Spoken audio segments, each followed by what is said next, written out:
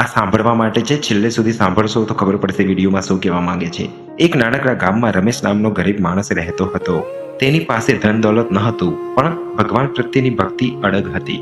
રોજ સવારે ઉઠીને મંદિર જતો, એક નાનકડો દીવો પ્રગટાવતો અને માત્ર એક જ પ્રાર્થના કરતો, હે ભગવાન, મારા માટે કશું નહીં, પણ બધાના દુઃખ દૂર કરજો। ગામના લોકો તેને મૂર્ખ ગણતા। કોઈ કહે, તારા ઘરમાં તો ખાવા નથી અને તું બીજાઓની પ્રાર્થના કરે છે। પણ રમેશ હસીને કહેતો, ભગવાન બધું જાણે છે।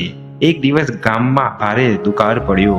પાણીની તંગી, ખાવાની તંગી, લોકો ત્રાહિમામ પોકારવા લાગ્યા।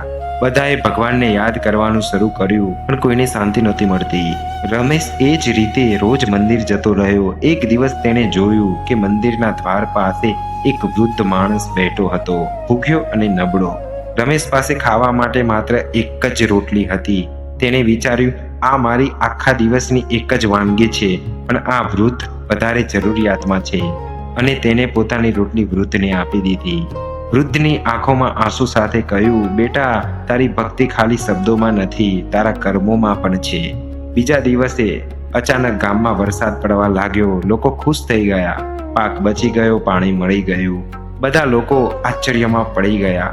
એ જ વૃદ્ધ ફરી રમેશને મળ્યો, પણ આ વખતે તેજસ્વી રૂપમાં। રમેશ સમજી ગયો, આ કોઈ સામાન્ય માણસ ન હતો।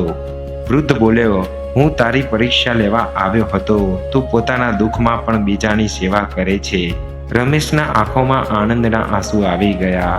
સાચી ભક્તિ માત્ર પ્રાર્થના કે મંત્રો જ નહીં, પણ નિસ્વાર્થ સેવા અને સારા કર્મોની છે। જ્યારે આપણે બીજાના દુઃખને સમજીએ છીએ, ત્યારે ભગવાન આપોઆપ આશીર્વાદ આપે છે। આ સારું લાગ્યું હોય તો આગળ શેર કરજો અને લાઈક કરજો।